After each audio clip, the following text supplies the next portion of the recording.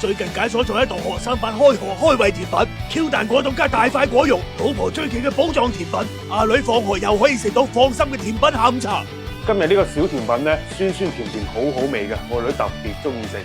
咁每一次放學佢翻嚟覺得肚餓啊，我都會俾一個呢啲咁嘅佢食嘅。材料就有一樽罐頭嘅黃土肉，2份白雷粉，每一份16克，2盒呢啲酸奶，每盒200毫升，仲有一兜300毫升嘅清水。黃土肉罐頭嘅會比市場買到嘅營養保留得更加全面。如果你要問我邊隻牌子嘅黃土罐頭好食，你就揀呢一隻歡樂家嘅。據我所知，佢哋嘅黃土唔催熟，而且係冇防腐劑，細路仔食得更加放心。啱好包裝到又有個奶籠，阿女見到真係好中意。果肉攞出嚟之後，我哋將黃土切成肉丁。好啦，首先我哋去整透明部分，將300毫升水放入咗鍋裏面，罐頭裏面有50毫升嘅甜甜水，倒埋落去，再加入16克嘅涼粉。我哋一直加熱到涼粉完全融化，熄咗火之後，將一半嘅黃土肉放落去，就係咁樣，透明部分就做好啦。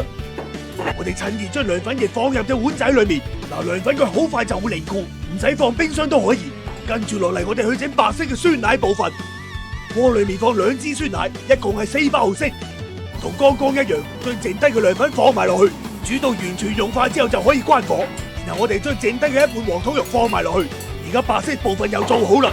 剛好透明嘅部分已經凝固咗，趁熱將佢鋪喺上面，但就咁放喺水溫底下10分鐘唔使佢就會凝固啦。凍咗之後再將佢脫模，呢一個顏值真係超高。做人最緊要開心，你今日笑咗未啊？